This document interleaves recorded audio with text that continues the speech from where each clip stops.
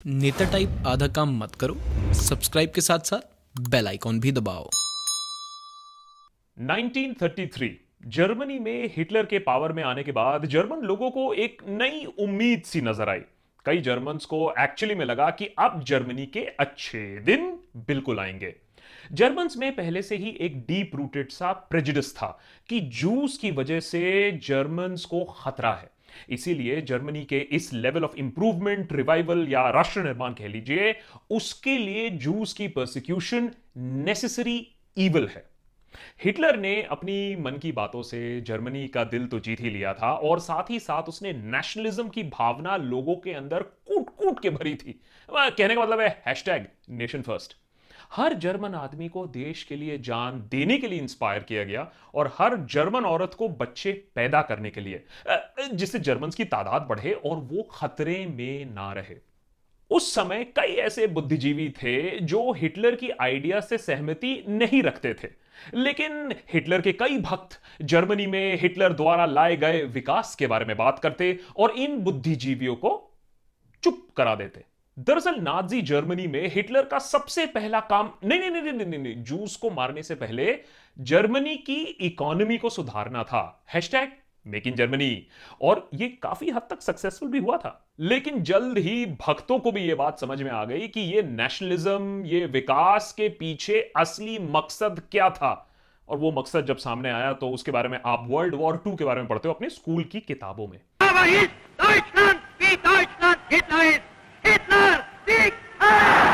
लेकिन आज देशभक्त के इस एपिसोड में हम बात करेंगे नाजी जर्मनी में हुए सेक्युलरिज्म की मौत और डिसेंट को दबाए जाने की हिस्ट्री की, क्योंकि वो कहते हैं ना, हिस्ट्री रिपीट्स इटसेल्फ।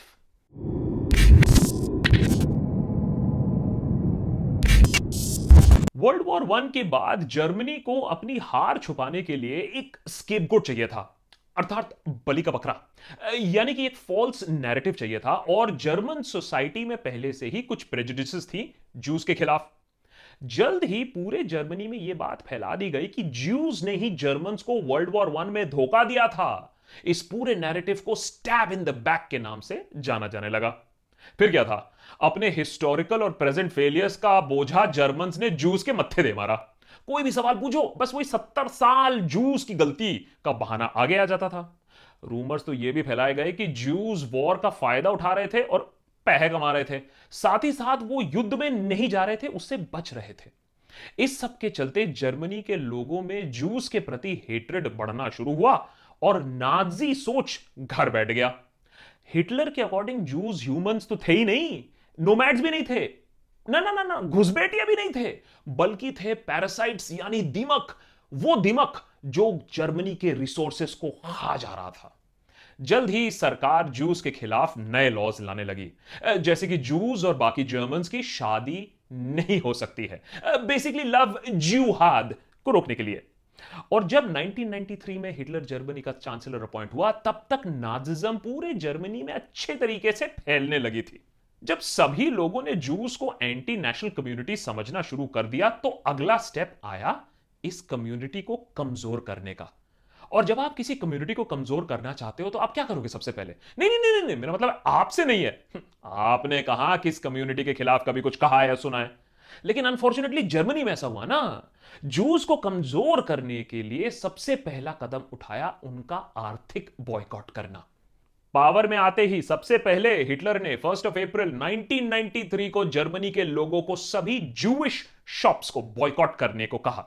लोगों ने सोचा, लेकिन फिर बोला कि भाई हिटलर ने ऑर्डर दिया है, कुछ सोच के ही बॉयकॉट करवा रहे हैं। जगह जगह जूस के शॉप्स को मार्क किया गया, बंद कर दिया गया, दुकानों के कांच तोड़ दिए गए और जल्द ही एक नया लॉ भी ले आया गया, जिसके तहत कोई भी एडमिनिस्ट्रेटिव पोस्ट या माने सरकारी पोस्ट जूस को नहीं मिल सकता था। जर्मनी में एंटी सेमिटिज्म, मतलब एक तरीके का जूइश फोबिया, चरम सीमा तक पहुंचने लगा। इस बीच 1936 में जर्मनी में समर ओलंपिक्स होने थे। इन समर ओलंपिक्स में आए दूसरे देशों के लोगों के सामने एक शो पेश किया गया। जर्मनी में सब चंगा सी, सभी एंटी जू पोस्टर्स हटा दिए गए, बेसिकली एक वर्चुअल दीवार खड़ी कर दी गई। रातों रात जिससे दूसरे देशों के लीडर्स को ना जर्मनी के जूस की तकलीफ ना उनका परसिक्यूशन नजर आए। इसको कहते हैं हिटलर का मास्टर स्ट्रोक। अब देखिए, सिटीजनशिप को लेकर नाजीज की क्रोनोलॉजी बिल्कुल सिंपल थी। जूस के खिलाफ नफरत घोलने के बाद, उनको इकोनॉमिकली कमजोर करने के बाद, नाजीज ने उन्हें सेकंड क्लास सिटीजन बनाने के लिए लॉज पास करने शुरू किए। जूस का परसिक्यूशन होना तो शुरू हो ही गया था। अब जर्मनी को आर्यन राष्ट्र बनाते हुए उन्होंने कुछ लीगल कदम उठाए, जूस को सेकंड क्लास सिटीजन बना दिए। सबसे पहले न्यूरमबर्ग में नाजी पार्टी ने अपनी चाणक्य नीति लगाते हुए लीगली जूस का स्टेटस जर्मन जूस से बदलकर जूस इन जर्मनी कर दिया। वैसे जूस का प्रोसिक्यूशन तो काफी सालों से चल रहा था, लेकिन अब जूइश इमिग्रेंट्स को जर्मन सिटीजनशिप भी नहीं मिलने वाली थी। यह लॉ जर्मनी को आर्यन राष्ट्र बनाने के लिए बहुत अहम कदम था। नाजी जर्मनी के इनफेमस कॉन्सेंट्रेशन कैंप्स के बारे में आज तो पूरे दुनिया को पता है, लेकिन शुरुआत में ये कैंप्स डिटेंशन सेंटर की तरह काम करते थे और जर्मनी ने पूरे दुनिया को इन कैंप्स के बारे में कुछ नहीं बताया था, छुपा के रखा था। जनवरी 1933 में हिटलर पावर में आया और मार्च 1933 में जर्मनी का पहला कॉन्सेंट्रेशन कैंप बनना भी शुरू हो गया था। भाई, जहां तक बात नए बिल्डिंग के निर्माण की हो तो हिटलर वहां कोई देरी नहीं करते थे। इनिशियली ये कैंप्स जूस को नहीं बल्कि पॉलिटिकल डिसिडेंट्स, मतलब नाजी पार्टी जैसे राष्ट्रवाद पार्टी के खिलाफ आवाज उठाने वालों को डिटेन करने के लिए बनाया गया था। धीरे धीरे इन कैंप्स में क्रिमिनल्स को भी डिटेन करने लगे। नवंबर 1938 में हजारों जूस को इन कॉन्सेंट्रेशन कैंप में भेजा गया और उन्हें छोड़ते समय उनको बोला गया, गो टू। शायद जर्मन्स को लगा था कि जूस के लिए कई देश हैं जाने के लिए दुनिया में, लेकिन ऐसा हुआ नहीं। इवन यूनाइटेड किंगडम ने 10,000 जूइश बच्चों को तो अपने देश में जगह दी, लेकिन अडल्ट्स को नहीं दिया। फिर क्या होना था? इन कैंप्स में जितने हेल्दी लोग थे उनसे हार्ड मैनुअल लेबर करवाया गया और जितने हेल्दी नहीं थे उन्हें मार डाला गया। नाजी जर्मनी में अपना प्रोपेगेंडा फैलाने के लिए मीडिया का बेहतरीन तरीके से इस्तेमाल किया गया था। हिटलर मीडिया की पावर को बहुत अच्छी तरीके से समझते थे और नई टेक्नोलॉजी का यूज भी भरपूर तरीके से करते थे। खासकर इस बात पर भी ध्यान दिया गया कि रेडियो और न्यूज़पेपर्स में सिर्फ नाजी आइडियोलॉजी दिखे। हिटलर की रॉ विजडम, उनकी बहादुरी के किस्से, मीडिया में दिन भर यही हाईलाइट होता था कि कैसे हिटलर दिन रात जर्मनी को आगे बढ़ाने का काम कर रहे हैं। Whether you agree with his doctrines or not, it must be admitted that the leadership of Hitler has united the German people for the first time since the war. ऐसा ही एक प्रमुख एडिटर था जूल्स स्ट्राइचर, जो Germany में juice के खिलाफ नफरत और हिटलर का प्रोपेगेंडा फैलाता था। इस एक आदमी ने जूस के खिलाफ इतनी नफरत घोली कि जब जर्मनी की हार हुई युद्ध के बाद, इंटरनेशनल मिलिट्री ट्राइब्यूनल ने इस आदमी को क्राइम्स अगेंस्ट ह्यूमैनिटी के तहत दोषी पाया। 1946 में उसकी फांसी हुई। लेकिन हिटलर के हार के पहले एक पूरी पीढ़ी का नाश किया गया। सिर्फ नाजी आइडियोलॉजी की किताबें स्कूल्स में पढ़ाई गई, एंटी नाजी आइडियाज वाली सभी किताबों को जला दिया गया। मतलब वहां स्कूल्स की किताबों में हिस्ट्री को ही बदल डाला गया। सभी स्कूल्स की किताबों में यह पढ़ाया गया कि Aryan race is the supreme race और बाकी सब विदेशी ताकतें, हैरी पॉटर के शब्दों में बोले तो वो मगल्स थे, मड ब्लड माने लोअर। बुक्स और न्यूज़पेपर पर तो वैसे भी लोगों का उतना ही ध्यान होता है जितना लंच से पहले वाले क्लास पर वो देते हैं, लेकिन फिल्म्स पर लोगों का बहुत ध्यान होता है और फिल्म से लोगों पर प्रभाव भी उतना ही पड़ता है। यह बात हिटलर बहुत अच्छी तरीके से समझते थे, इसीलिए खुद पर पिक्चर बनवाते थे। हिटलर की खास फिल्म मेकर हुआ करती थी लेनी राइफेनस्टाल, जो हिटलर की प्रोपेगेंडा पर फिल्म्स बनाती थी। यही काम था उनका। तो पूरा का पूरा मीडिया, पूरा का पूरा मूवी इंडस्ट्री हिटलर की गोदी में था। हिटलर के इशारे पे फेक न्यूज फैलाया जाता था और हिटलर से कभी कोई सवाल नहीं कर सकता था।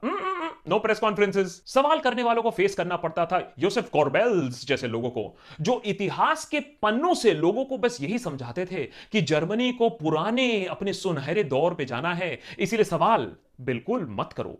और जो कुछ प्रेस्टिट्यूट, मतलब media houses, theatre, radio channel थे जो सरकार से सवाल पूछते थे, या तो उन्हें सेंसर कर दिया जाता था या तो उनके जर्नलिस्ट को ही डिटेन कर लिया जाता था।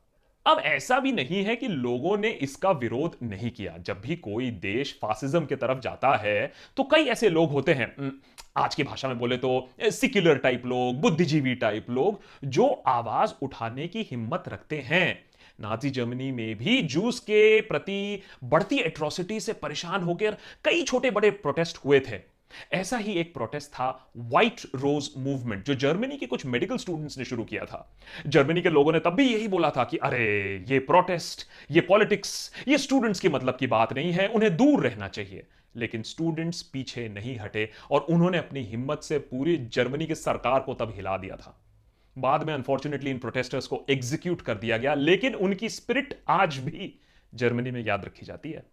सिर्फ स्टूडेंट्स ही नहीं, नाजी जर्मनी के इतिहास में आवाज उठाने के लिए औरतों को भी याद रखा जाता है। 1943 में अचानक नाजी आर्मी ने उन जूस को अरेस्ट करना शुरू कर दिया जिनकी शादी आर्यन औरतों के साथ हुई थी। अरेस्ट के कुछ समय बाद ही उन सभी मर्दों की आर्यन पत्नियां रोसेनस्ट्रास पहुंची जहां इन जूस को रखा गया था। धीरे धीरे भीड़ बढ़ती रही और एक अपने आप में ही प्रोटेस्ट शुरू हो गया।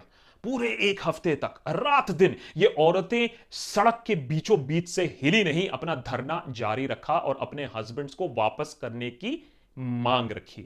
जर्मन ऑफिसर्स के धमकियों के बावजूद ये औरतें वहां से नहीं हिली। आखिर में नाजी पार्टी के सरकार को भी उनके डिमांड्स को मानना पड़ा और सभी जूस को छोड़ना पड़ा।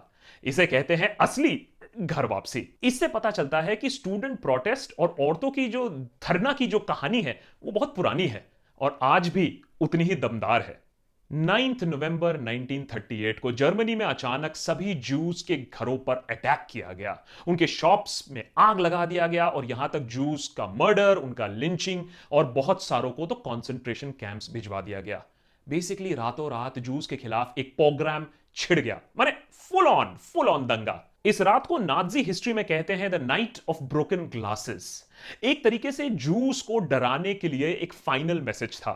सारे प्रोटेस्ट, सारा रेजिस्टेंस छोड़ दो, अब तुम्हारी तकदीर हमारे हाथों है। 50 घंटों तक ये स्टॉर्म ट्रूपर्स सिविलियन कपड़ों में जूस के घर, दुकान, सिनेगॉग माने उनके प्रार्थना स्थल डिस्ट्रॉय कर रहे थे। 90 से भी ज्यादा जूस मारे गए, सैकड़ों इंजर्ड हुए और 30,000 जूइश लोगों को डिटेंशन कैंप्स भेज दिया गया। बाद में नाजी पार्टीज ने जूस पर ही इंजाम लगा दिया ये सब वायलेंस का, इसीलिए उनका इंश्योरेंस, उनका कॉम्पनसेशन भी सब छिन गया। ये सिर्फ एक प्रोग्राम, एक दंगा नहीं था, बल्कि आने वाले समय में होने वाले हॉलोकास्ट का पहला कदम, जिसके बारे में जूस ने भी कभी सोचा नहीं था। अब तक जूस को सिर्फ सोशली और इकोनॉमिकली बॉयकॉट किया जा रहा था, लेकिन इसके बाद जूस को कंप्लीटली खत्म करने की बारी आई।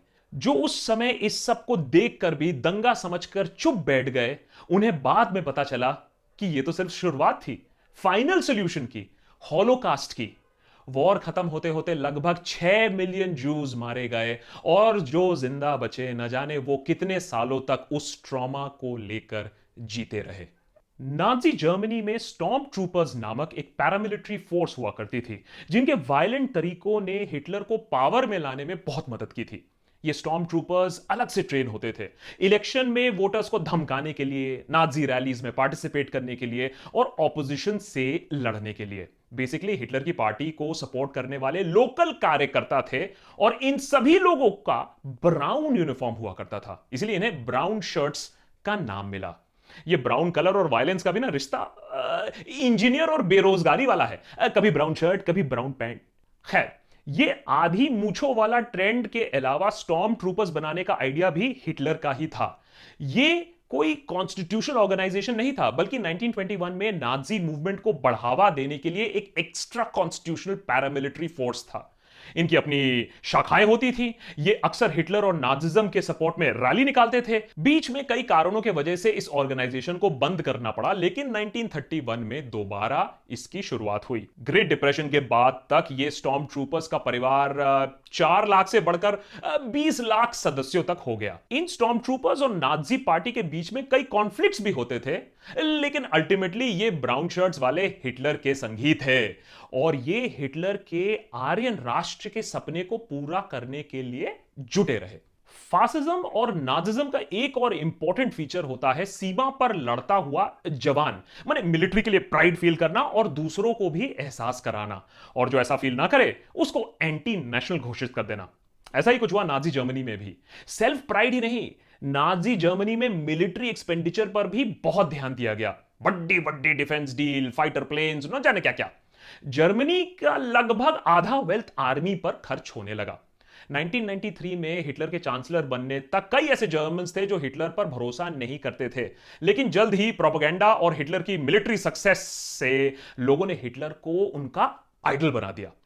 अगस्त 4th 1934 में राइश प्रेसिडेंट के मरने के बाद हिटलर ने तुरंत अपने आप को हेड ऑफ द स्टेट और आर्मी का सुप्रीम लीडर भी अनाउंस कर दिया। उसके बाद जो रेफरेंडम हुआ उसमें सभी के मुंह पर एक ही सवाल था, हिटलर वर्सेस हु? ऑपोजिशन को खत्म करने के बाद और मीडिया को पालतू बनाने के बाद हिटलर ने अपना असली चेहरा दिखाया। पहले वेस्टर्न जर्मनी के डीमिलिटराइज जोन पर सर्जिकल स्ट्राइक, फिर ऑस्ट्रिया और चेकोस्लोवाकिया के एरियाज में एक्सपेंशन और फाइनली फ्रांस पर कब्जा 1940 में। यह सब होते होते और जब हो भी रहा था, देश के लोग जोर जोर से तालियां पीट रहे थे हिटलर के लिए। नाजी जर्मनी में गेस्तापो करके एक सीक्रेट फोर्स हुआ करती थी जो लोगों पर एकदम कड़ी नजर रखती थी। अरे वही काम जो आजकल सोशल मीडिया और पेगासस जैसे सॉफ्टवेयर करते हैं। जर्मन सरकार के पास 1,50,000 इंफॉर्मेंट्स थे जो पूरे देश में लोगों पर नजर रखते थे, और कोई भी जर्मन सरकार के खिलाफ अगर कुछ भी बोल देता तो इंफॉर्मेशन डायरेक्ट पहुंचती थी हिटलर के पास। बेसिकली नाजी जर्मनी में किसी की भी डेटा प्रिवेसी नहीं थी। हाँ, डेटा प्रिवेसी के नाम पर उनको मिलता था बाबा जी का ठुल्लू। नजर रखने के अलावा गेस्तापो का एक और भी काम था, एंटी नेशनल्स, टुकड़े टुकड़े गैंग के मेंबर्स को पहले ट्रोल करना, माने अब्यूज करना, उनको डराना धमकाना, और फिर भी ना माने तो डिटेन कर लेना। गेस्तापो के पास प्रिवेंटिव अरेस्ट्स की पावर थी और इन अरेस्ट के बाद अक्सर लोग गायब ही हो जाते थे। ये गेस्तापो इंफीरियर रेसेस जैसे जूज और जिप्सीज पर तो खासा नजर रखते थे और कोई भी प्रोटेस्ट शुरू होने से पहले ही उसको बंद करवा देते थे, मतलब फुल लॉकडाउन। 1993 से लेकर 1945 में जर्मनी में जो हुआ वो याद करके आज भी जर्मन सिटीजन का हाल वही होता है जो बिग बॉस देखकर हमारे दिमाग का होता है। और इसीलिए हर जर्मन दुनिया में सबको यही बताता है कि भैया हमारी हिस्ट्री आप मत रिपीट करिए। देखिए, स्कूल में जब हमें जर्मन हिस्ट्री के बारे में पढ़ाया जाता है, वर्ल्ड वॉर 2 के बारे में पढ़ाया जाता है, तो आइडियाज देने के लिए नहीं पढ़ाया जाता है, ये इसलिए पढ़ाया जाता है जिससे हम ये बात सीखें कि ये सब कांड करने से, ये सब पागलपन करने से सिर्फ वर्ल्ड वॉर ही होता है, सुपर पावर कोई नहीं बनता है। और आज भले ही आप अपने पड़ोसी का परसिक्यूशन होते देख चुप हैं, वॉर आपको दिखेगा और चुप नहीं रहेगा, क्योंकि जब आपका नंबर आएगा ना, तब आपका कोई धर्म और आइडेंटिटी नहीं पूछेगा और तब तक आपके लिए बोलने वाला भी कोई नहीं बचेगा।